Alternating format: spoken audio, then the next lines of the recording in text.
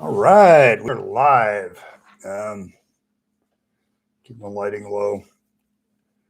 So, welcome to the Rabyd Atheist live stream, Rabyd Reflections. I'm your host, Ed Raby, a former pastor turned atheist, now compassionate anti-theist. Welcome to the channel. Hey, everybody in the chat. Appreciate all of you guys. But here we go. This week has been a week where I've been off from my regular job, so I've been having a staycation. So my original thought was to be more productive with YouTube, and that didn't pass out. So it just kind of went by the wayside. I found I needed the relaxation far more than I needed to be productive. Um, so, but I did do some things that kind of made me angry. The reason there's only 2 videos this week is I got bogged down in 2 of them, and most notably this one. And the reason for the first question is Atheism, a Worldview, is largely inspired by his book. So I really, I got to the book, I was reading the introduction, and I ended up getting mad about it more than anything else. So it's one of those things where it also inspired the title for this live stream, which is Atheism, a Worldview. I've dealt with this subject several times. We're also going to talk about why I don't have enough faith to be a theist. I'm thinking of that as a title for a book, because I could definitely counter that. And then I want to talk about my initial frustration with Frank and Norman's book today. And then I noticed a couple other channels that are deconversion focused, at least one in particular that I really noted shut down, and why I support their decision on that. Not because we don't need more people in the space. And then I want to talk about my staycation results, so to speak, of how I want to move forward. Because part of my motivation for taking this week off was kind of to get a grip on what's going on with me. And I talked to my therapist Wednesday as normal, and I'm in the middle of my staycation. And then, of course, I always try to deal with any comments I feel relevant for this week. But is atheism a worldview? Now, the short answer for me is no. What brought this up, though, as I'm reading said book, and I get to this part here.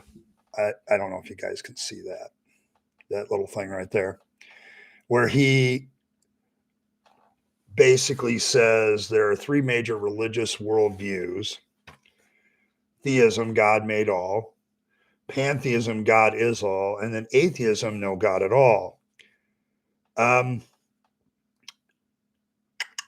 And the problem I have with this little chart is on the bottom underneath atheism, it says the words religious humanism. And I'm like, I'm not even 10 pages into this book. Okay. And I'm mad. Okay. At the absolute propagandizing of what atheism is. Because Frank and Geisler are already, and this is the first time I've ever read this book. Okay. It was out when I was still a Christian, but I never read it.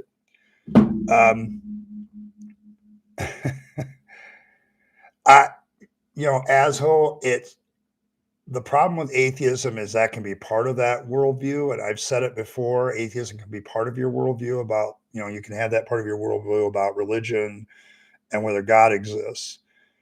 But there's a whole bunch of other things that atheism doesn't even answer. Okay. It's not equipped to answer those questions because it only deals with the God claim part of your worldview. Okay. You can have that part settled by atheism, I suppose. 15 years ago. Okay.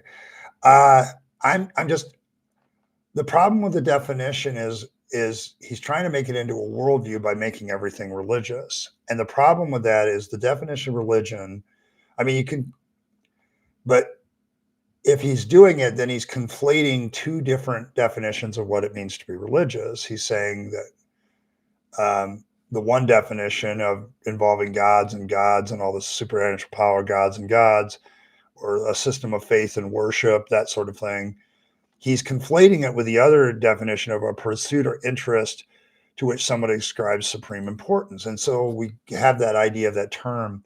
But then if he's using that, he's not using the same definition to define each three of his worldviews. And I'm already upset with that because he's like, okay, for the first two, we're going to use the standard definition of religion relating to spirituality and gods and stuff to make it a worldview. But then we're going to use the other definition of subscribing supreme importance to like humanism and everything else as the definition to make that religious. So he's using two different definitions of religious to make them all religious. And as disliking Brussels sprouts, I see that's what bothers me, because that's why my second topic is why I don't have enough faith to be a theist, is because I don't believe. And the problem I have with atheism as a worldview, and I've had it since the beginning, is how do you make I don't believe in your BS into a worldview? How do you do that? What's the mechanism for taking something that is basically, um, you know, I don't believe in what you're saying into this whole rounded out, what's the meaning of life? It's, you can make it part of your worldview, but it can't stand, it functionally can't work as a worldview. You can say secular humanism, but I know secular humanists that also have religious beliefs. Okay. I know a couple secular humanists that I'm aware of that are pagans. There are some that are Buddhists.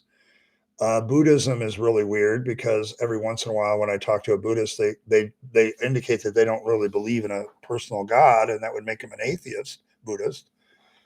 So it's like it's like you can be a humanist, you can be a secularist without being an atheist, and so it's like it's not a necessary connection. You can be a humanist with or without religion, and so it's like I don't get it. Um,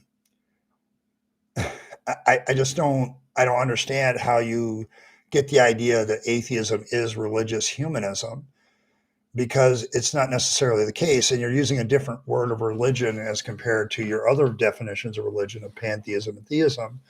And so right out the gate with me and Turek and Geisler, I'm not even. I've read the introduction and I haven't gotten any farther, and I'm now understanding the wisdom of Ed. You needed to really do this every 2 or 3 weeks because it's going to take you time to really condense down your objections.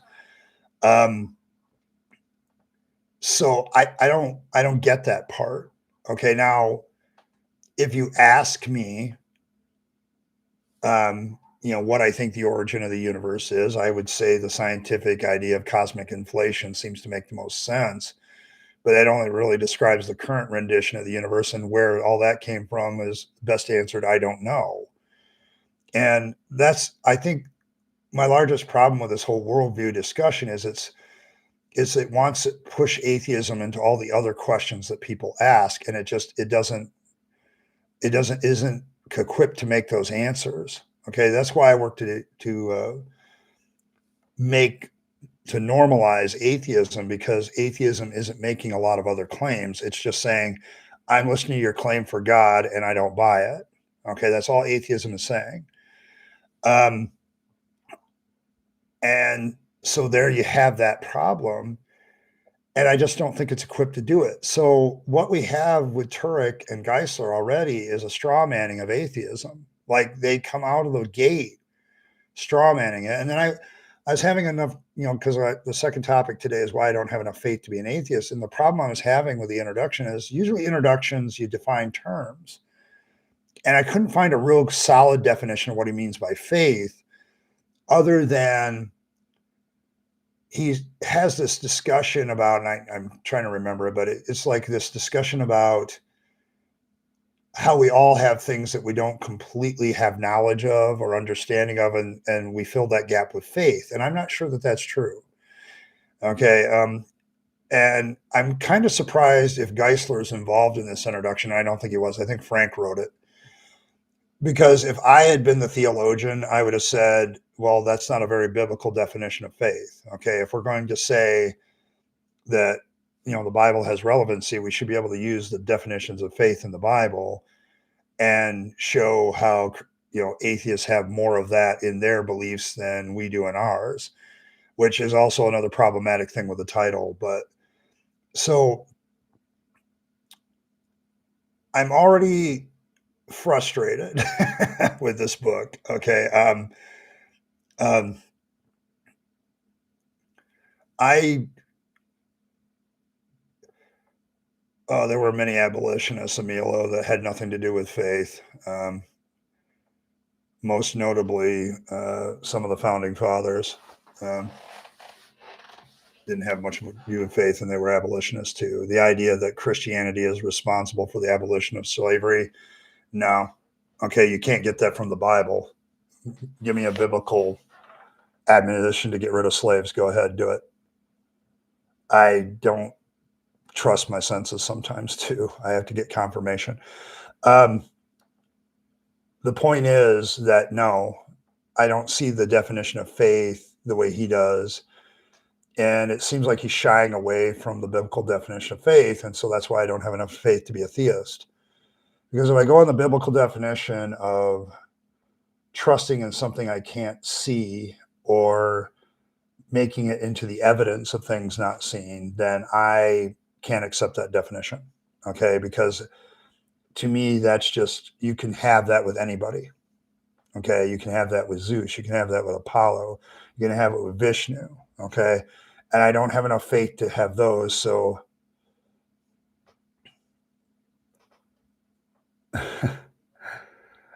Emilio, if you're here to just, you know, I'm sorry, it's not, that's not what I'm talking about. Okay. It's not about circularity of my senses. It's about getting evidence and facts that back up your position. Okay. And no religion has that as far as I can tell. Okay. And I know Christianity the best. And I know that many of the things that apologists say are facts and evidence are not. Okay. A good classic one would be the 12 apostles died for their faith. And it's like, where is the evidence for that? I always hear people say it, but when you put them down to give the evidence, there isn't any. Okay. There's no evidence that they died for their faith, and very little evidence that some of them actually were killed. So, it's one of those things where people make statements, and that's the problem with religion. Religion in general makes statements of truth without confirmation. And that's kind of the way it works. But no, I don't see my atheism as a worldview. Okay. I see it as part of a worldview. And I debate with lots of other parts of the worldview and what they should be. Okay. But moral systems, there's tons of moral systems that don't have a God.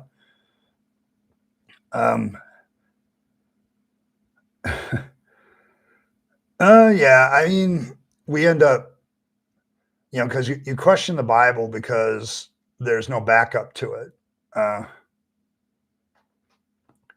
Everybody claims they saw Jesus. Okay.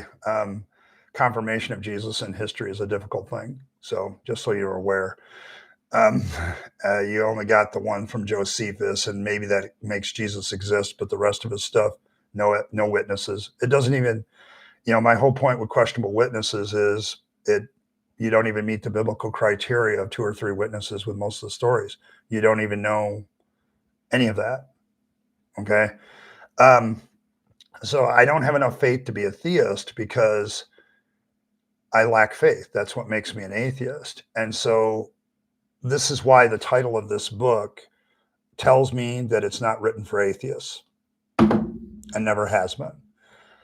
And I was looking through it too. There's another thing that came up with this book, because I've had to ask the question, how long have some of these apologetics arguments lasted? How long have they been around, and who made them up? Because I'm reading this book, and in it, the introduction is an argument of scientists believe that we came from nothing. I don't think so. Atheism just says there is no God. How do you build a worldview out of that? Give me the mechanism. No, it's not. Okay. It just isn't. Okay. It's not capable of doing so. Okay. It only addresses the God question. And from that, you don't, just because you accept a certain God and build your worldview off of that God doesn't mean the opposite is true. Okay, that people who don't accept God, that doesn't necessarily mean that they build a worldview off of that. Okay, that doesn't follow. Uh, confirms the Bible, huh? Okay, sorry, you have to do a little bit more than that. That's very subjective, Christian, very subjective. Um, so there's not a thing objective about that. Okay, so my main issue here, though, getting back to what I was talking about, is how long have these apologetics arguments lasted, and where do they come from?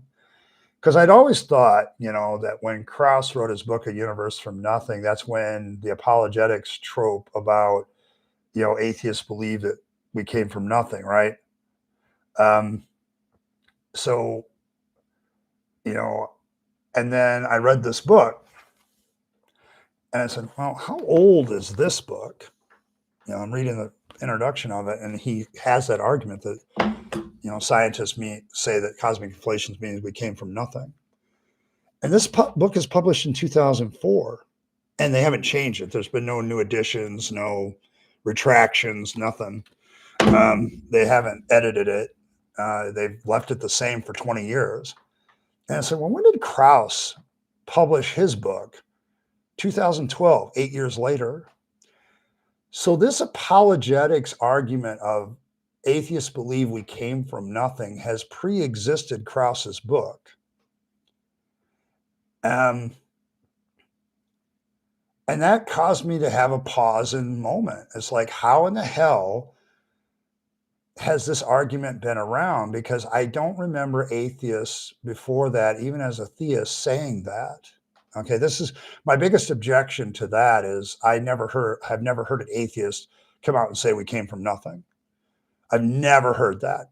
Okay, and yet this argument in apologetics persists. And I suddenly realized that the apologists made it up.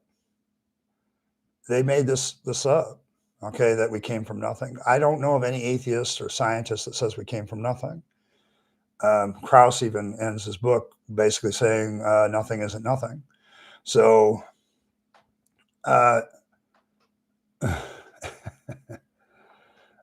I don't know. I don't think it's a worldview, because I'm just negating the idea. I'm saying, how do you make a worldview out of looking at evidence and saying, I don't buy that? Okay. I don't buy your claims. Okay. How do you then start making claims out of that? And I think it has consequences to different aspects of my worldview, but it isn't a worldview itself. It's one of the threads, I suppose, I build it out of, but I'm not even sure what my worldview is sometimes, other than trying to be a decent human being, because we only get one life and then it's over, and I want to have as good a life as possible. So I try to find things that allow me to do that. It's not a faith issue. Okay. It's a lack of it. And so I don't know how you build a worldview out of a negation. Okay. I don't know how you do that. And so I don't think it is a worldview. And I've taken that view on this channel since almost day one.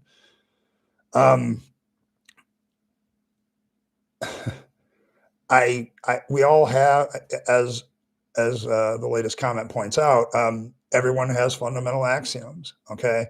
They take us through. However,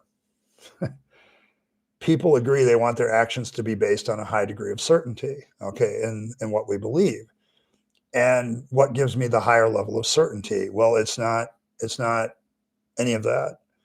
Okay, it's not any of that. It's, to me, I've got to look at the evidence. I've got to look at, what could hold up in a court of law. I've had more than one comment over the last month about intelligent design. And it's like, you do realize intelligent design went into court before a Christian judge and got creamed, right, as having no evidence for it, that it's purely a religious opinion. And a Christian judge called that out. Hey, Earl. Yeah, it's to me,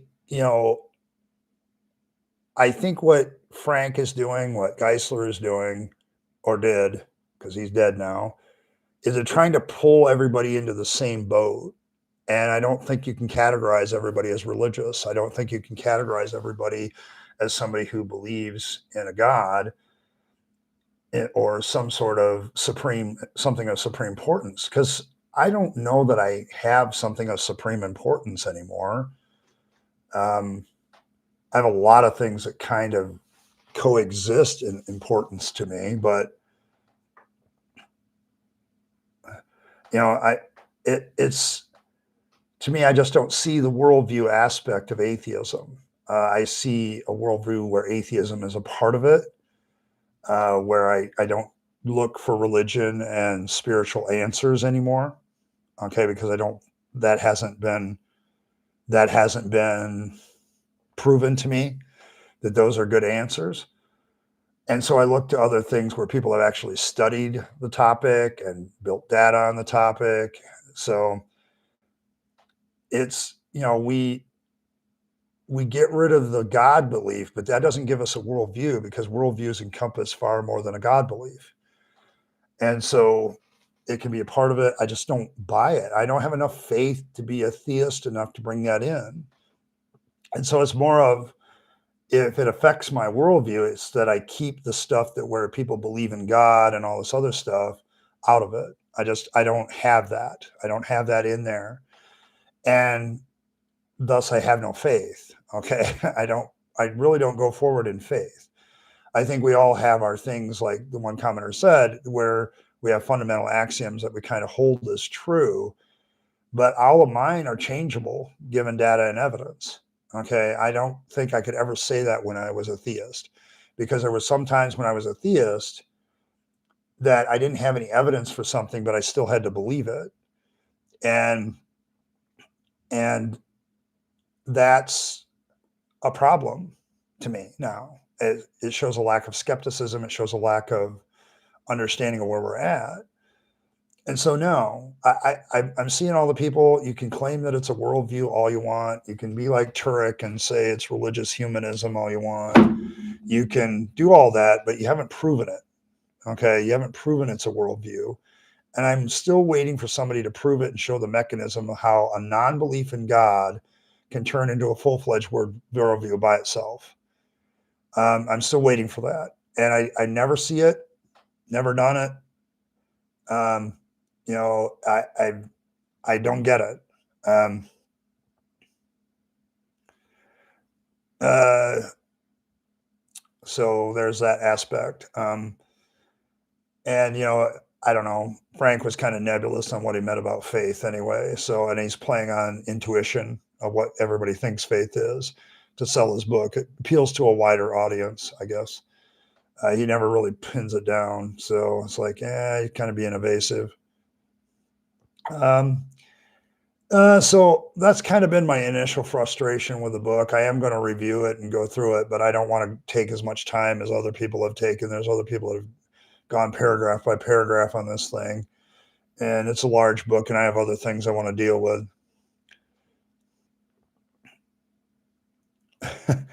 Do I have a justification for belief? Well, I like science and something that's scientifically provable, because I can take the same scientific experiment, put it on the other side of the world, to give it to another group of scientists.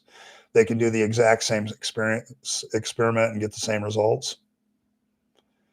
If you have predictive power to what you consider axioms, if those axioms give you predictive power, I would say that then you're on a lot firmer footing than somebody who's just declaring what is true without proving it or trying to prove it. I think that's kind of one of those things where, you're looking for a system that gives you the ability to say, okay, this is what conforms to reality. And the way I know that is every time we do this, this is what happens. Okay. I think I'm being very basic there. And there's a lot of other things. There's philosophical considerations. A philosopher of epistemology would probably bore you to tears with it about how we prove things are real. And I'll fully admit that a lot of people go on stuff that they don't have any understanding of, but that's because of the nature of the world. there's no human mind that could ever comprehend everything fully in truth. Okay, I agree with Frank there. I just don't think that that's faith. I think that's just ignorance. Okay, I just think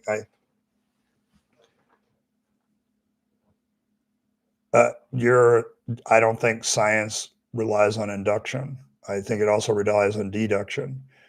I think you're trying to narrowly define what science uses, and that's not necessarily true. Science has a process, okay, where everybody, you have to come up with a hypothesis. You have to create a standard of falsifiability. This is my hypothesis. What would falsify that hypothesis? Okay. So you're doing far more work than the average person does to prove something is true or disprove it. Okay. So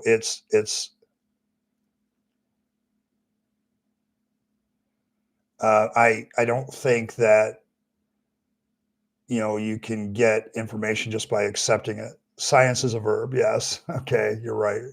There's a lot of activity in science where they're constantly refining their methods too. They're not stuck in something. The creationist, for instance, is stuck with the idea that God is the creator. They can't escape that. They have to keep that in there, even if what they search for tells them that that doesn't work for something, they still have to keep it. Whereas science doesn't do that. Okay, I think they it's deliberately designed for everybody to be skeptical of it. Okay, if you can disprove somebody's theory, you get pats on the back. Okay, if you disprove the truth, um, yeah, it's like, I mean, it can lead to knowledge. I mean, we could have a whole discussion on epistemology and what is true. And in fact, I think that's where Frank starts is epistemology of how we know what we know, and that's going to be a fun ride. Um, I, you know, I get what a lot of people are saying, but the fact is, does science have its flaws? Sure, but they're acknowledged. It's unlike religion, where it says this is what's true and that's not flawed, and you can't challenge it. I've talked about this. Like, I think the recent popularity for the rise of presuppositional apologetics among Christians is it creates this ability to not ask the questions. Okay, um, so it's like it's not. Yeah, it gets fixed. Okay, and that's the point. Science is constantly evolving and get fixed. It's like, oh, but they said this earlier. It's like, yes, and that still was true, but now it has a better answer. Okay, and that's what it's constantly evolving, and science is applied and it works. Okay, it's funny how when push comes to shove, the people that believe in faith healing end up in the hospital. Okay,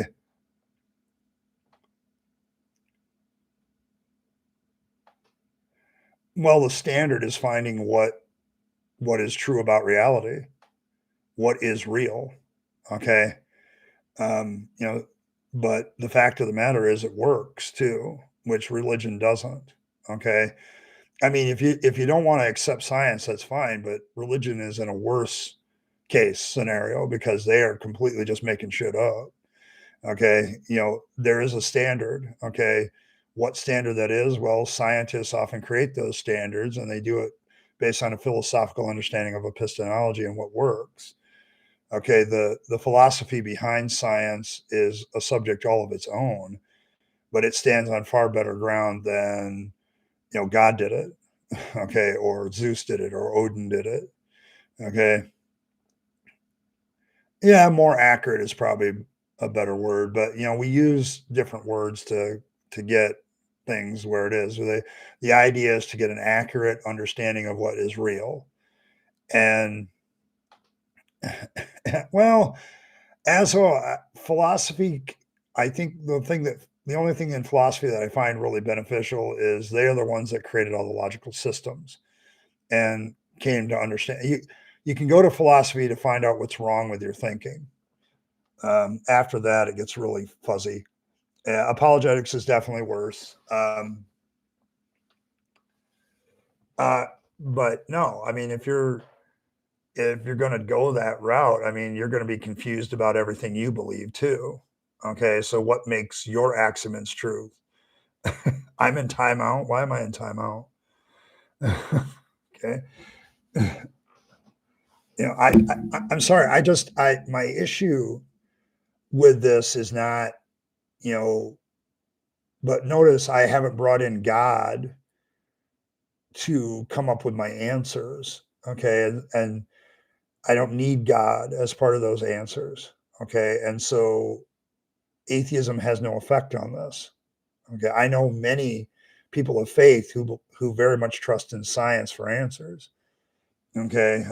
There are many people who made great scientific discoveries that were Christians. I don't deny that either, but they put their Christianity and their religion aside. Many of them say so in order to get those things. Okay. And that tells you something about the faith belief. If it's so useful, then why is it set aside when you're trying to actually find out what's real? Um, yeah, I mean, everybody has axioms, everybody asks questions, okay, but trying to discover what is better is always before in the forefront, and science does that the best. Is it flawless? Oh, hell no. In fact, it kind of assumes it's not flawless and that human beings make errors. And so it has a self correcting system. Science is very much a community thing, not an individual thing. Um, yeah, rigorous investigation, having the fewest assumptions and reviewed by one's peers. The whole community aspect makes it better because now somebody else is looking at the data and saying, I don't see your method is right. I don't see your data. There's something is missing. Um, there's an open criticism of everything that science discovers, and it welcomes that criticism. Okay. That is not true of faith. I know it was definitely not true of Christianity when I was in it. There are certain things we just accepted and no criticism was allowed. And that should cause you to have a red flag about that for sure. And once I got out of it, I could see it a lot better. But yeah, this is I'm sorry for the lack of videos this week, but I got bogged down with Frank Turek's book, and I'm going to try to figure out how to get out of that. Um, but yeah, I mean, I don't know. I go forward trying to find things that are true based on an idea of it conforms to what is real. Um, but also that has some sort of predictability. I can use this thing to get positive results. It's like, we don't modern medicine is largely based on science. So, well, yeah, most people don't know who outside of Christianity apologetics here, which what we atheist channels deal with a lot is apologists. And Frank Turek is one of those apologists that's written a massive best-selling book. I'm holding it in my hand. And why is this a bestseller? Because it appeals to the crowd. You know, um, William Lane Craig, same thing. Very similar vein. Okay. As an atheist, I think I'm in a good position. As a former pastor, I'm in a good position to criticize a lot of apologists' work. It was the poor nature of apologetics that caused me to question a lot of things in the first place, because there was nothing that they could back up. Every claim that a Christian apologist made, I could find a counter to it. And when the internet came to be and got bigger, it got worse because I could look stuff up very quickly. I could access libraries. And when you start to read wider and look wider, you begin to realize that your fundamentalist life has kind of narrowed your focus to something that cannot find truth. Okay, because you have to presuppose stuff. Okay, to be religious. Um, so it's not something that stuck with me. The problem with apologists for me personally in my deconversion and deconstruction journey was they were not helpful because I would read them and then I read a lot of them. I didn't read Frank here, and Geisler, but I did read some others, and it was like, you're not giving me answers. Okay. Um, but that's kind of the way it works, for me. So it's been kind of a frustration with that, because I'm dealing with the fact that right out of the gate, this guy says atheism is a religious, humanistic worldview. And I'm like, no, it's part of that, maybe, but it's certainly not religious. You can say atheism is part of humanism, but I don't think you can say that all humanists are atheists. And it's certainly not religious.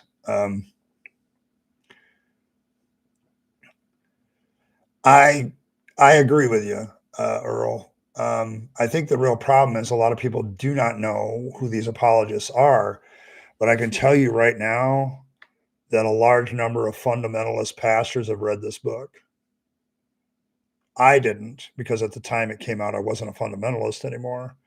But I can bet you money that every fundamentalist pastor, when they saw this book come out in 2004, they started buying it and reading it because they wanted the arguments in it.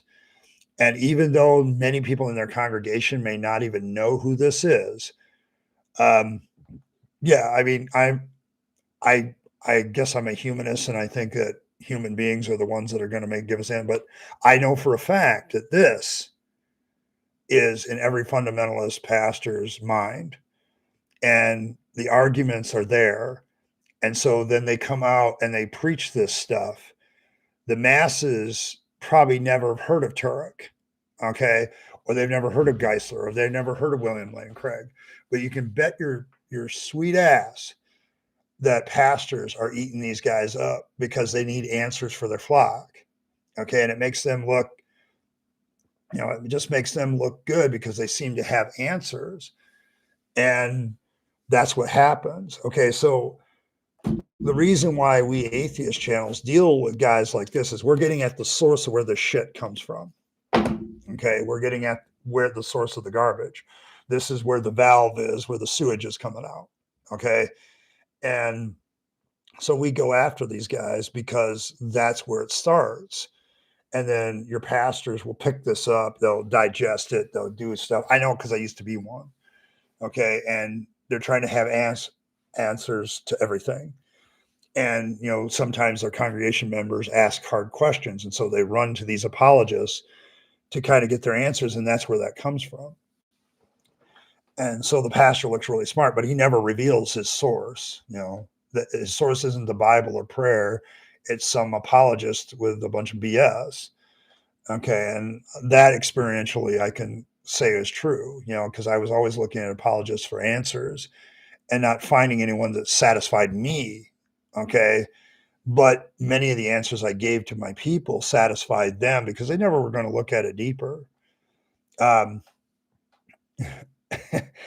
well, because if you want an inside baseball take, um, what a pastor struggles with the most is questions.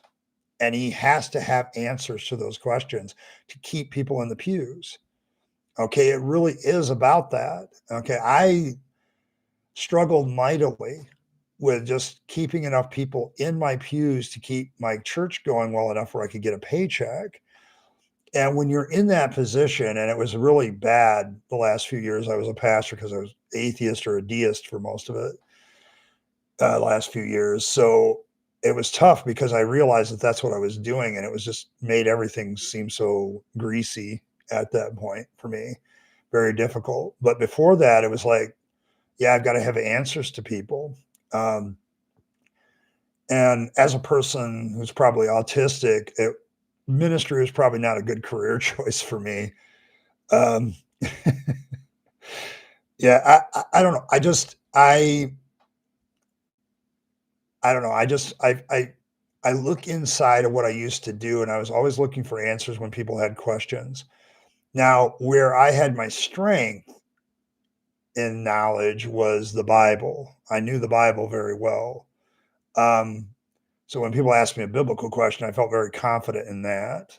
Um, so that was far more my bag at the time. And people would come to me for that. But if they wanted answers for the hard questions, I wasn't necessarily the pastor in the community that everybody was running to. Um,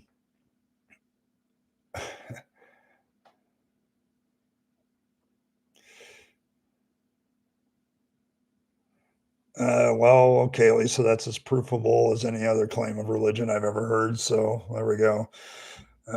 I mean, I guess I can make up something similar. I don't know. I just it. Thanks, Triple E. I appreciate you. Um, so I don't know. Inside, when I look at apologetics now and whether atheism was a worldview, I never really assumed that atheism was a worldview back then, and I certainly didn't assume that atheists had faith.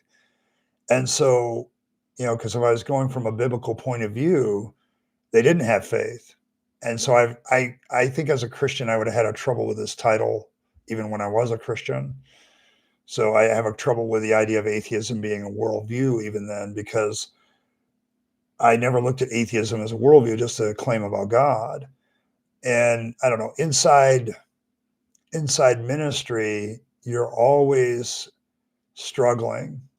There's an old cartoon I used to see every once in a while. It's a minister getting ready for his, to preach or do his service or whatever. And the caption is, I stopped believing in this a long time ago, but I'm in too deep to get out now. And that's how a lot of ministers, I think, really feel. I think the lack of belief in the ministry of the stuff is an interesting study that I wish people could really get behind figuring that out, because I think a lot of preachers struggle more with their faith than anybody in their pew. Okay, so the inside the baseball park thing there, Earl, is this: that your average minister is probably struggling with their belief far more than their congregant is, but they still have to answer the congregant's questions. And so, what do you end up with? Um, so it's kind of that aspect of it. It's really a struggle for me. It very much is. Uh, at least it was. Now it's not so much of a struggle. But at the time I was in the ministry, it was, oh my God, I'm struggling to believe with this. How do I help people continue to believe? Um, I don't know. Here's the thing though, because your average minister probably knows the Bible and has studied the Bible more than any congregant, to make those sermons and stuff like that. And we've always said it here in the atheist sphere, when you look at reasons why people became atheists or stopped believing in any particular religion, particularly Christianity, is if you look at Christianity, the number one reason is I studied the Bible and started to read it.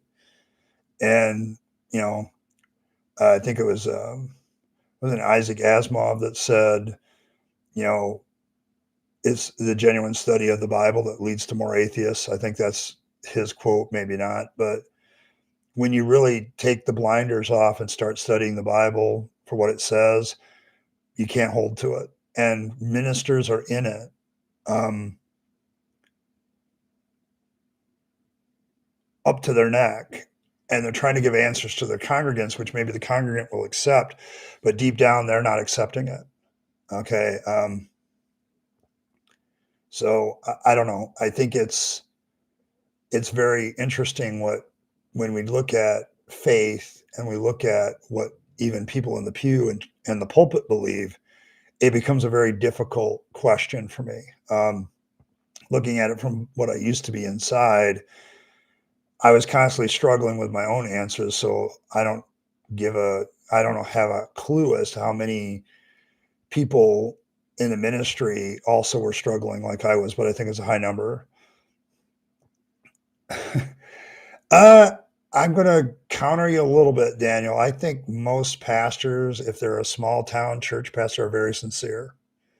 Um, There are far more ministers in a small church of 30 or less than there are the mega church pastors. I would say 95% of pastors are with a small church. That's at least what the data says. The large church, mega church is a rarity. It's not, it is the exception, not the rule. And so, yeah, you can, for a lot of pastors, it's a side hustle too. It's not their main work. Unless you're like the Methodists have a way of getting around that with, oh, we want you to circuit ride these three churches and they'll each pay a third of your salary kind of thing. So I think the idea that most pastors are not sincere. They're just hustlers. That's not true. I know that from my own personal experience. I didn't become a hustler until I realized I was a hustler. Okay, because you're just as indoctrinated in that. Yeah, Methodist pastors do go to seminary, but they also. I went to Asbury is the last quote unquote conservative place a Methodist pastor can get an education and still be recognized by the Methodist Church. Um, so I rub shoulders with a lot of Methodists. And the one thing that they took comfort in is that they had a guaranteed salary and benefits because they would just have each church kind of supports things in general. And then, the pastor knew that they were going to be okay. And it's because of the system. Yeah, I would say that that's true. Here's the thing about abandoning your faith and going into the seminary, because you do get taught things about the reality of the Bible. Okay, and that's usually what kicks the crap out of faith of people that go to seminary, because it ends up crushing it. Uh, I know for me, that's where a lot of my questions started, because I started, this is the actual scholarly work on the Bible, okay, instead of reaffirming what I already believed out of Bible college, which is what a lot of my Bible college experience was. When I got to seminary, this is the reality of biblical scholarship, and you start looking at it, and it becomes, oh crap, kind of thing. Um, yeah, I get you. I get a lot of pastors are doing it for the sham. I think though, when you look at a lot of preachers, they're very sincere, but they're also, because they're studying the Bible, they're also sincerely losing their faith while trying to hold on to it. Um, a lot of preachers go into preaching because they think they're on a mission from God. Okay. They legit believe their own press. Okay. So you need to remember that that's a large part of it too. Trying to boil down all of ministers' motivations is kind of like trying to say that atheism has a worldview. Okay. It's all over the place. Um, like, you look at your average Catholic priest, they're not making a lot of money. Okay. I've talked to Catholic priests. They don't make a lot of money, but their housing's taken care of. They get to travel the world regularly because their denomination pays for it. Their church pays for it. And so they are taken care of. And there's a lot of people that they don't want to be rich, but they just want to be taken care of. And so mainline denominations tend to do that really well. The megachurch movement, I don't really see. I know there's some big Southern Baptist churches and there's some big other churches. Um, we're not calling you a monster. Oh, all right. Oh, wow, the chats must have gotten very interesting. Um, but no, I just don't. I don't see that anymore. I see a lot of different motivations for pastors, and some of them are sincere, and some of them are not, and some of them are in the game. And I would say almost all of them, if they're being any way objective about looking at the Bible, they're struggling with their faith. Okay, I think a lot of pastors struggle with their own faith. They just can't ever say so. Okay, you can't do that. There's an expectation out of the ministry where you cannot say what your struggles are. Everybody else has struggles that you fix. You never have them. It's one of the killer things that killed me in the ministry. Um,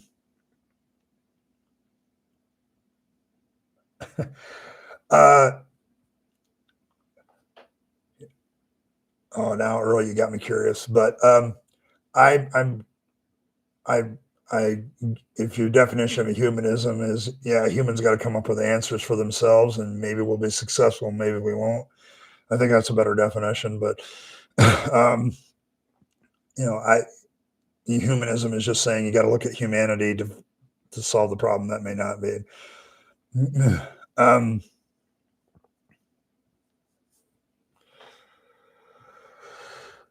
I don't know. So I don't know. My worldview, though, atheism is a part of it, and that came out of my ministry too. I never wanted to be so devoted to one idea that I couldn't question it. And when you're devoted to Christianity, um, I don't know, that becomes a problem. Oh, it's okay, Earl. I get distracted easy anyway. The comments sometimes fuel my discussion. I am trying to answer questions. This is live after all. So, um, I did want to talk about.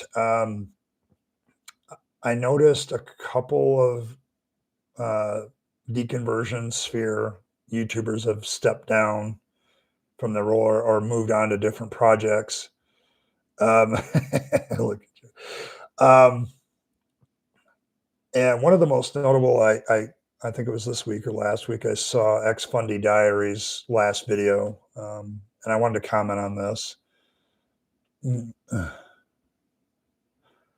I don't scream there is no God. I just say that there isn't good evidence for one. And your light of love coming from the God of the Bible, you better read your Bible again. He's not a very good guy. As I think the Harmonic Atheist did a live stream today, that God isn't a good father, and he's right. So, but I was watching Ex-Fundies Diaries last video. It's like 7 minutes long. I'll put it in a link into the description of this live stream. But her basic reason for moving from this channel called Ex-Fundy Diaries to her new one is I want to move on. And boy, do I understand that, and I can support that. I found myself in a very similar position a couple years ago when I left for Texas. Um, I was kind of in the same mind. I just want to move on with my life. I've wasted so much time with this. I just want to move on, and YouTubing about it just kind of kept it going. And so, yeah, I was kind of on hiatus for about a year and a half on this channel where I didn't produce a lot of content. And I think if you're going to long term talk about the deconversion atheism sphere, okay, um, I think you're going to have to come up with something beyond your own story. Um,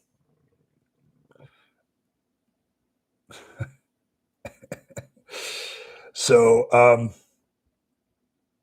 you know, you know, the issue for me with this is I absolutely support her decision because I understand where it is. And if I was as young as she is, I would definitely want to move on from this.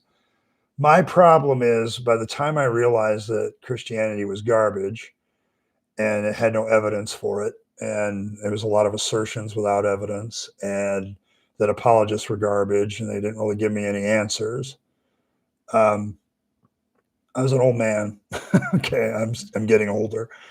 I'm not too old yet, but it was really at a time in my life that it was hard to shift gears into something else.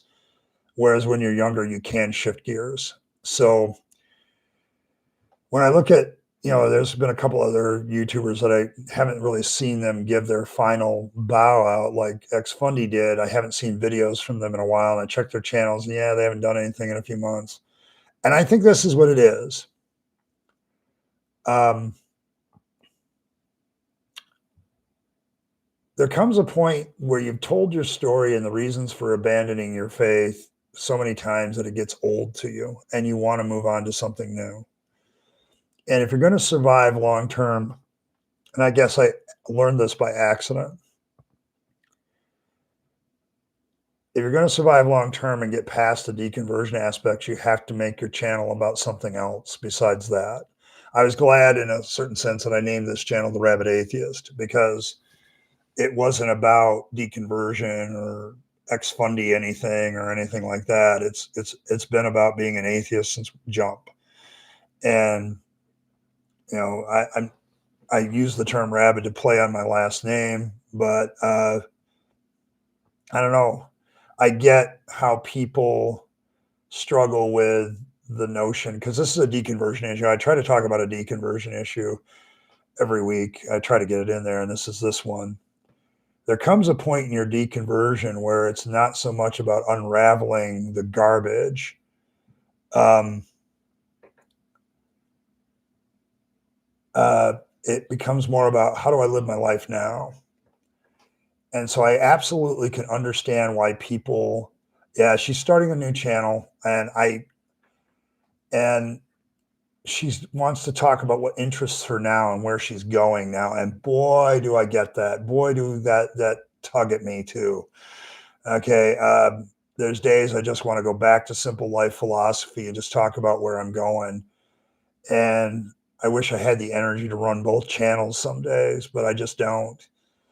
And so it's like I so get that moment in deconversion where it's like I am so tired of unraveling the old. I want to start building something new. And that is a deconversion moment. There's, it's like that is a real moment where you go, okay, I am done with this. How do I move on? And I think that's a very normal thing. And for content creators, I think you can keep the whole deconversion, your story going for a couple of years. Then after that, everybody knows your story. Now what? Um, and that's why I started doing reaction videos and taking on people that were misrepresenting atheism, like saying it's a worldview, which it's not, or saying that we don't have any morality. That's not true. We do have moral systems. You may disagree with our basis for our morality, humanity, but um, instead of some fiat, whatever, coming from God. But it's not that we don't have it. You just disagree with the origin of it. Um, and that's fine. You're welcome to disagree with that. So it's like, it's not about, to me, anymore telling my story so much as weaving in to that story reasons why you need to move on.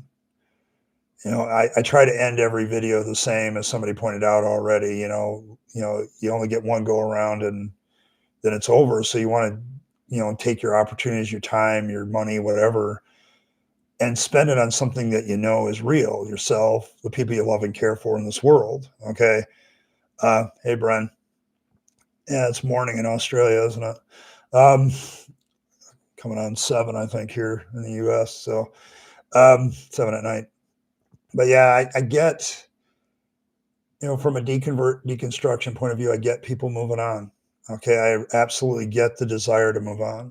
I still have the desire to move on. And I've had to make this channel about moving on as much as helping people get past the initial stages. 10 a.m. All right. Well, it's 7 p.m. here. Um, so good to see you though. But I don't know. I get it. And I may subscribe to her new channel just to see what's going on, because I think it can be the whole, I don't know. I have gotten to the point where part of me understands helping people get over their faith. Because I say it in if you watch the intro video of this channel, which I haven't changed in a while, my last reason for you to watch this channel is I'm going to kick you over the edge into unbelief. Okay. Because I don't think religion does us any good. I make that right up the front. It's one thing to question why we know things, like a lot of you have done in the comments today, but I know what doesn't give me good information, and that's religion. So I just don't see any value to it. And, in proving anything is true, there's a lot of assertions. And so taking that deconversion energy and shifting it to normalizing atheism and deconversion, to say, hey, I deconverted a long time ago, but I want to be there for people on their journey. And I had to give Ex-Fundies Diaries credit. She says, I'm leaving the channel up to help people. Okay. They're in this spot that I was in. And I guess if I ever decided to quit YouTubing, I'd do the same with this channel. I'd leave it up to help anybody. So I get the feeling, and I support the decisions of people that say, I want to move on. Especially if you're younger, like if you're really young, I want to move on. I want to get out of my fundamentalist homeschooling, whatever, and move on to a different life. I absolutely support your decision to say, I want to leave this deconversion stuff behind and start reconstructing my life. Yeah, go, have fun. you know. Um, but I guess I found my cause in a lot of respects is like I get tired of the misinformation about atheists, like atheism as a worldview. It's not. I get tired of the misinformation about deconstruction, like it's all emotional. It's like, no, most people who describe their deconstruction experiences, we're talking years. You can't be emotional for years. Okay. You're literally, you can't do it. You got to move on. And, getting rid of that stigma about it is, you know, um, it's like, it's to me, my deconstruction was analyzing my faith to find a better answer and finding that there really wasn't good answers. And then moving on to something else and realizing that, all religious claims have yeah, I think so, Martin. It's got to be done more. And that's kind of where I'm sitting. It's like, would you please let atheists define themselves and please let us tell you what we think about things? And that doesn't necessarily mean that I have to have a certain view about science or humanism. As I Killed Earl stated, she's not a humanist. Okay, well, I'm pretty sure she's still an atheist. You don't have to be an atheist humanist. You can be something else. Atheism's is part of a lot of worldviews, but I don't think it is one by itself. So there's that aspect. Well, I get you, Lisa. I try to do that. Okay, but when some Bible believing, Bible thumping believer comes up to me and says I'm going to hell, that isn't exactly a non hatred moment. Okay. There's also people that want to impose their religious morality on me and the whole country. No, I don't want that either. So it's the challenges of running a channel like this is I get all kinds of crap, and I'm certainly not going to get noticed as much as a theist channel. I'm amazed how quickly, like, a new apologist pops up and how quickly they get 500 to 1,000 subscribers very quickly because there's far more theists than atheists still. So, um,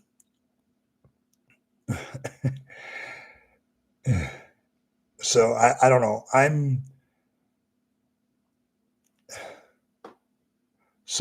don't know.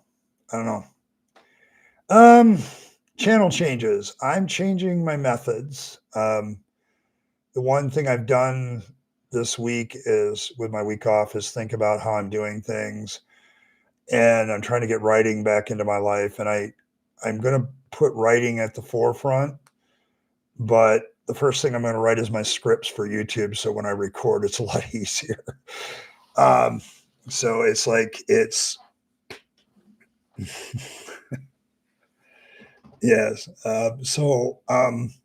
That's kind of where we're at. I,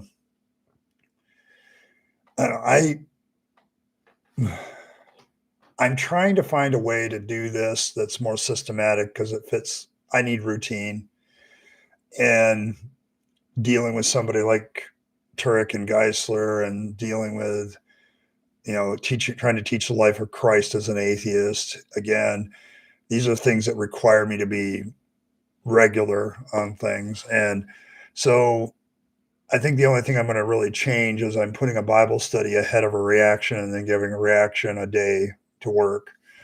This week, the guy I did the 10 questions for atheists was one of the best videos I've had as far as getting noticed in a long time. So um, definitely feeling better about that, having conversations like this. Yes. Saw that comment. Yeah. I would they? I'm not sure that my conversations are not most conversations I don't have a choice about when it comes to being an atheist. I would love to, what's stopping me from being self-fulfilled then? Okay. Because I'm not really sure that self-fulfillment is a thing. I think we have different degrees of that. So, um, yeah, you are, because it's like what does that mean? Okay, because there are moments I felt self-fulfilled, and then as I grew and developed, I wasn't anymore. I think the idea of not having something in front of you that moves you to something else is bad. Um, so I don't know. I just, my thing with that is like I think it's a process, not a moment. So, I'm always looking for those moments, but to me, it's coming to grips with it. So I guess I don't follow that philosophy very well.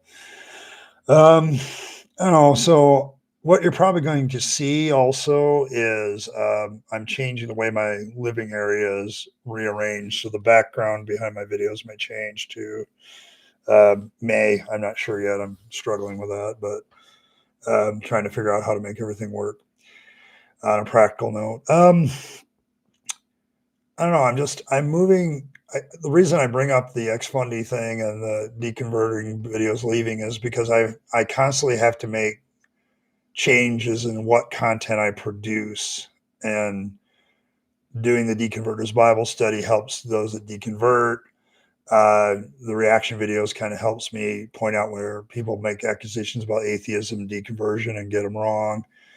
I've added the whole book review plus reviewing sermons and people on the street evangelism that I'm still working on to kind of show how people are using salesman techniques to present their religion and how a lot of things are done mostly to keep people in the pews, not actually reach out. And, just looking at the life of Christ, because the big claim is we have four witnesses and we have all these witnesses of what happened with Jesus. And I'm going to point out, no, you don't. You don't have hardly any. Um, so there's that. I don't know. Very low mileage. Oh, I wish I could say that. Oh, the Jesus that I believed in has a lot of mileage and a lot of years behind it. And it got to a point where the wheels fell off. So, um, and it's sitting back there 9 years ago along the side of the road. Well, there's that aspect of it. So, I don't know. We'll see what happens. What else did I want to deal with? Oh, yes. There's definitely some comments that I wanted to deal with because they were weird. Let's see.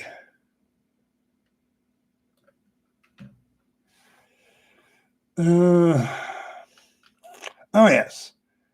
A commenter said, atheist meaning you don't understand the Bible.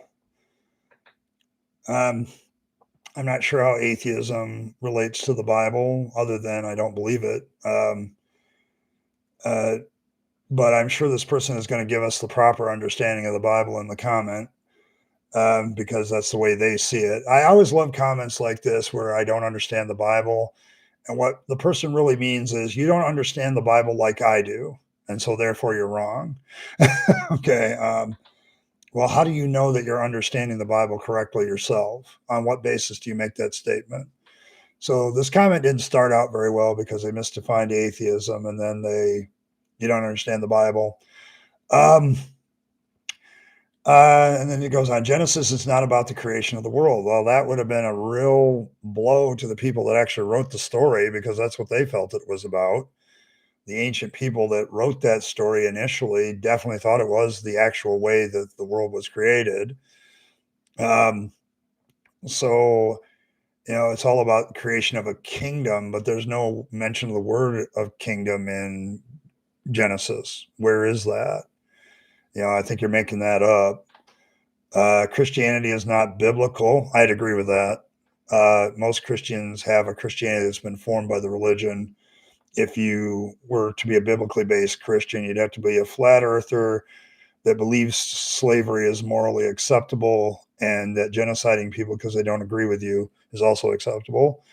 And then getting past the Old Testament, you have to believe that you're a part of a select group of individuals that very few of you are going to make it, and you're probably not going to make it either, and everybody else is going to burn in a lake of fire forever. Your problem is reading the Bible literally. It's not literal. Well, if it's not literal, then it's figurative, and that means I can make it anything I want it to be. So your interpretation at that point is no better than mine. Satan is not literal. I don't know if most people. The funny thing about this comment is I don't think it's from a Christian, but it's somebody who definitely believes in the Bible, but doesn't believe in Christianity or something. And so I have to ask the question, you do realize you're going, it's not about atheists, apparently not as understanding the Bible. It's the vast majority of Christianity doesn't either. They talk about Revelation being about 70 AD. I don't see that. In that case, it wouldn't be apocalyptic literature looking at the future. There's no rapture. I'd agree with that. Even as a Christian, I question that one. And that was it. And it's like, what am I trying to get at with using this comment today? When you comment like this, what you've basically told me is I have an understanding of the Bible that is correct. And everybody who doesn't agree with my interpretation of what the Bible is wrong. Now, I'm not going to prove that. I'm just going to say it. Okay. And it's just, we have this stuff all the time. I don't know. I don't get it. Somebody yelled at me about not being a true conversion and a true, that I was just culturally following what my family wanted when I came to Christ. And that's probably true. Here, I've got a great one for you, for all of you who want to come at me that I was never really saved. You're not saved either, because your religion sells an imaginary problem with an imaginary solution. You didn't need to be saved in the first place. Okay, there's nothing there. And somebody brought it up in a counter comment, but how do you know what was going on in my brain? I've always wondered how your Calvinist friends, the thing is, their music, yeah, I guess I could see it. I would ask the question, how, just because they're going to church and still believe, why does that make them think that they're saved? I mean, because the whole Calvinist thing is, it's all selected even before you live.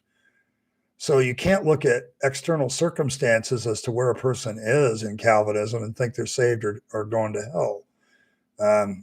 It could be completely opposite of what you see. So I don't know. It's all, I guess if he's right, he could be in hell too. He might not be saved. See, the whole thing about save and salvation that really bothered me for years as a Christian is how many definitions of it that Christianity makes up. And then whatever a person believes tends to be the truth and everybody else is wrong. That was probably one of my biggest, the whole false conversion thing. It's like, define for me what a real conversion is. And then whenever I ask theists that, if I ask 100 theists that, I get 100 different answers what a real conversion is. What do you mean by salvation? What do you mean by getting saved? From what? Sin. Well, sin's a made up problem to me. Okay, prove sin empirically exists. That God gave commands and disobedience to those commands is sin. That's the biblical definition of sin. Prove that exists. No, you can't. It's an unprovable claim. It's an unfalsifiable claim, which makes it weak. Okay, anyone makes those kind of assertions. You can make all kinds of assertions. Do you have any evidence for that? And to assert that I was never really saved, I agree with you, because the whole thing is bollocks. Okay, it's garbage. All right, it's there's not even anything there for me. It's the whole wrestling with the God sin question that led me to deconversion in the first place, because I couldn't prove that sin was real. Okay, it's a claim. It's a claim. Okay, it is an absolute claim. The Bible never describes sin as ego. That's your definition. and you can make that shit up. Okay, you can make it up, and you're making it up now. But yeah, it's like, and people feeling sorry for me. What a shame that you lost your faith and you never really were saved in the first place. And it's like, it's a completely religious concept, as Music just pointed out. It's just a complete religious concept. It's not even a real concept that people use in reality. Okay, you have to believe in some sort of God to use the idea of sin, and you got to prove God exists. So I don't know. My issue with it is,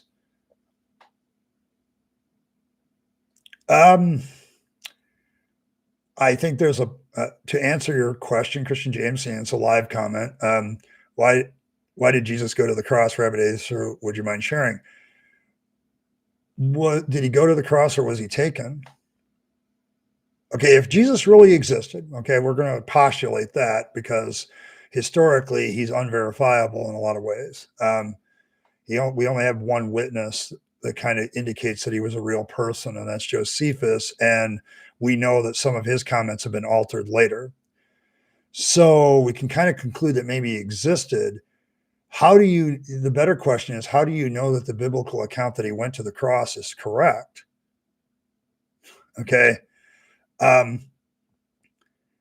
When somebody is executed, do they go to something willfully, or are they taken there? Okay. If Jesus existed, and I can see an existing Jesus for which the faith would be built off of this Jesus, a guy who gathers a large following to himself because he's a really charismatic preacher, and he starts worrying the Romans maybe because he is gathering a large following, maybe bigger than the other insurrectionists that have tried. He pisses off the religious leaders because he pushes against the grain. Maybe he did go into the temple and overthrow the tables. Let me grant that one. That would have pissed him off. What is the whole point of saying he went to the cross willfully while at the same time having the narrative in the text that the religious leaders were the ones who put him to death? That's not him going to the cross. That's him being taken to the cross. That's him being forced upon it. Okay. So from my perspective, any assertion of why Jesus would go to the cross would still be conjecture, because we don't know his mind. We don't know the rationale. We don't know what was spinning in his brain. So anything you assert at that point is an unprovable assertion. Okay. I could sit here and say, I think Jesus didn't go to the cross. He was taken. He was executed. Okay. Because he pissed off the religious leaders. And then later on, some people mistakenly thought they saw him risen from the dead, which happens a lot. I have people on this channel and other people that I've listened to. Vice Rhino tells the story of how he saw people that had died in his life after they were dead. Okay. It is a very common thing. Like 10% of people experience it. And so all you takes, as Paul Gia points out, is a couple people to very sincerely believe they've seen Jesus rise from the dead, and a whole bunch of gullible people to believe it. That's the start of almost every religion I can think of, that some gullible person believed it. And that's the problem. Okay. You're making an assumption, theological assumption, with the question, okay, that Jesus had a reason to go to the cross. You don't know that. And you wouldn't know what his motivation is. And if you're going to postulate, he's God and his ways are past knowing out, well, then you're never going to know either. You're not going to know why. Isaiah is not about Jesus. If you read Isaiah 53 in context, it's about Israel. It's about the nation. Okay. It is not about an individual. Okay. That's post hoc rationalization looking back at the Old Testament. Okay. That's proof texting what you want to say about Jesus after the fact. Okay. Okay. That's what Christians have imposed upon Isaiah 53. Okay. It's not there if you just look at it without the life of Jesus. So Yeah, it has nothing to do with the Messiah. It is a purely, if you read it in context, it is purely about the nation of Israel and how God feels about them at that moment. Okay. That's, it's not, you're free to believe what you like, but that's not what it is. It's not about belief. It's about an honest assessment of what the context of Isaiah 53 is. So you can't use that as a motivation because you're still not getting it from the horse's mouth. Okay. You're still not getting it from that.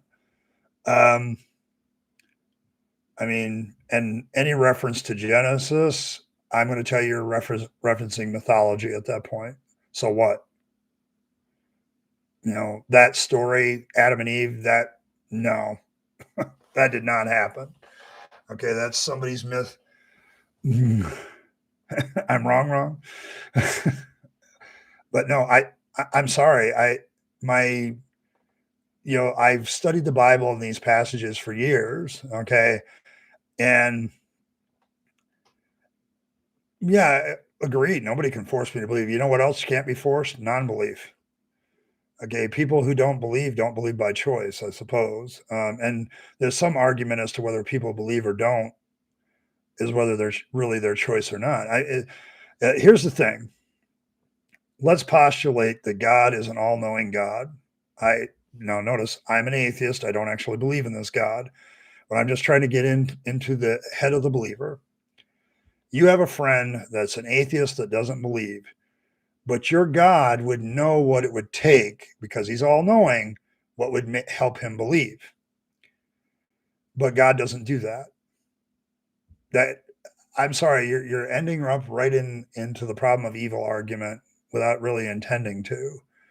Because a lot of people then are not going to believe because either God is incompetent and can't convince us, or he's just not there.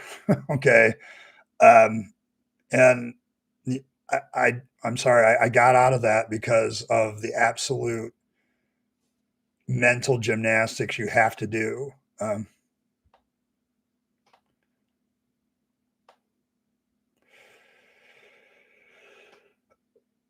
I did believe once, yes.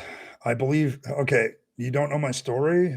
40 years as a Christian, 20 years as a pastor, Christian education guy, um, bachelor's degree in biblical studies and ministry, master's degree in theological studies. Okay.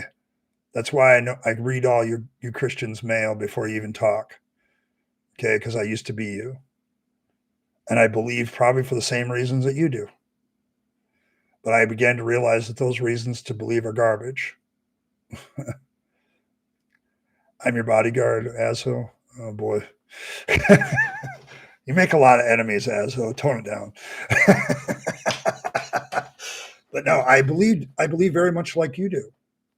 Okay, that's what you're not understanding. Okay, I believed because I wanted to. Okay, you know, uh, I believed because I wanted eternal life. I wanted to see my father again. I had a lot of emotional reasons for believing. And if you examine your own beliefs for why you believe, you're going to find out they're far more emotionally based because you want it to be true, not because it is true. Okay, that is absolutely the main basis for everybody, for almost every Christian I've ever met's faith. When you really push it down, it's like at least William Lane Craig is honest about that. Okay, he openly admits, it's the witness of the Holy Spirit that keeps me in the faith, and that witness is purely emotional. Okay, um, I had all those experiences, Christian James, while I was a Christian and long before I deconverted. Um, but most of it was young teenage experimentation, and I would now chalk it up to, people ask me what what I'm attracted to every once in a while. I'm not attracted to men. Okay, it's just the way it is. I'm just not. Um, so it's like, for me, those experiences, I think I can lift them outside of the Christian context that I was in at the time and say that those experiences kind of directed me a certain direction about my own sexuality. And in retrospect,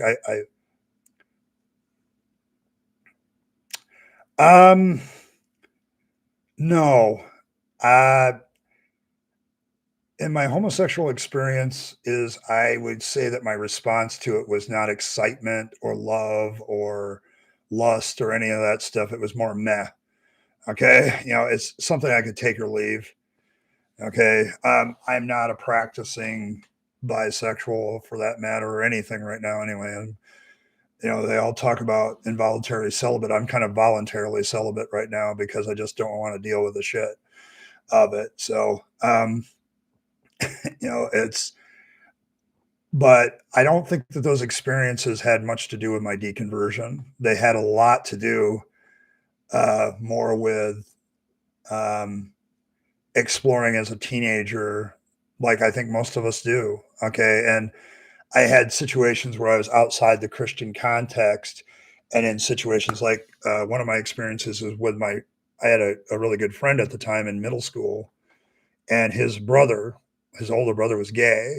And I talked to him about it, and we had a little bit of an experience. And you know, he described his feelings about it, and I described mine. Mine were more meh, like whatever. And he's like, that excites me. And so I began to understand that whole discussion in the light of how do you feel about those experiences. But I don't think they had much to do with my deconversion. That is purely me studying the Bible for like 30 years and studying and trying to believe, trying to hold on to the emotional reasons for belief and realizing. So I don't know. I don't think it had a lot to do with it. I think it was just, for me, it just indicated to me that, I mean, if I was part of a poly arrangement where, and it had to, people ask me about that. I said, it would have to be very formal. I'm not into like fly by night kind of thing. But it's more about, what is expected, things like that. I now expect that out of relationships, that some, some definitions of what's expected out of each side. Uh, I just don't, I need to have that structure. And so if it was a part of that arrangement, I guess I'd accept it, but it's not something that I would do. Um, but yeah, but it didn't have much to do with my deconversion. After my deconversion, I would say it's formed a lot of my understandings of how, at least from my perspective, how people explore that topic and how Christianity doesn't allow uh, that thing. But for me, right now, I mean, if somebody were to accuse me, you just want to sin, you just want to engage in sexual sin. What sexual sin? Okay. I mean, I'm not, you know, it's like, but I'm just not there. I, I, if people were to look at my lifestyle now, I think I'm cleaner than I was before, because before it was like, oh, that's forbidden fruit. Let's go after it. And now it's like, I don't care. Okay. I don't care. Um, uh, it's like, I think the change in all of that is I just don't judge people by their sexual activities anymore, as long as they're being consensual and being safe and not being dumb about it. You do you, but and I'm very supportive of anybody's choices. Yeah, it's no fun when it's not prohibited. Exactly. Um, I. It's funny because people, we're like in this country right now, we're legalizing a lot of drugs, and um, particularly marijuana. And it's funny how at first there were so many distribution centers in Michigan, but now I've noticed several of them have closed.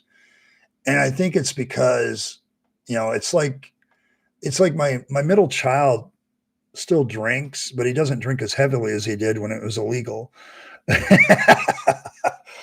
So yeah, that's kind of the thing. I think the problem with Christians and sin is, one, well, sin's made up, but it's a control mechanism. But I think the problem is that once you get out of that, it's not really as exciting anymore. Okay. And I'm trying to look at intimacy a different way. And, if I ever get involved with a woman again, it would be, there would be definitely some parameters to that ahead of time. Plus I'm autistic, very likely autistic. And so social dynamics escape me sometimes, and dating is hard. And, it's like every time the anxiety level just jumps to the roof every time I get close to actually going on a date. Um, I'm not mad at God because I don't think God exists. Yeah, that's just,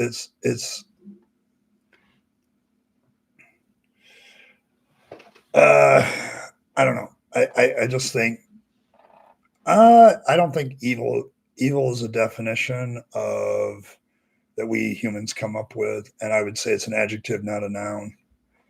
It's used to describe thoughts and ideas. I mean, everybody's different. I get about that, but when you really pin people down about good, evil, and human morality, it's really what advantages them.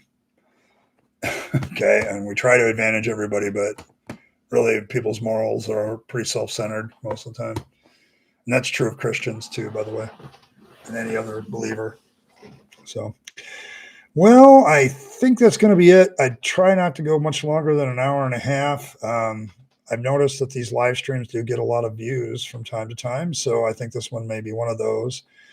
But I do want to thank everybody for the discussion. It's been good tonight. The humor in the chat has been hilarious. Thanks, guys. I appreciate it.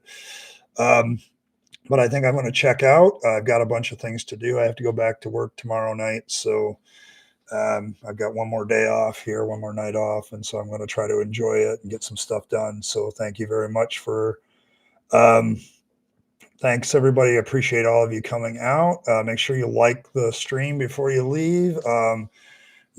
Comment away, do what you guys do. I appreciate all the stuff. And thanks to all my members, all of you guys that showed up today. Thank you very much. I appreciate you guys. You guys are what keeps motivating me to keep doing this stuff and do that I do. So thanks for all that. Please hit the like button, and and as always, live your best life. You only get one go around, and then it's over. So you want to take all your time, your money, your opportunities to give them to yourself, to the people you love and care for, and to make this a better world. You will be happier if you do. I know I am. And don't waste them on the trappings of religion and faith, as that's a dead end.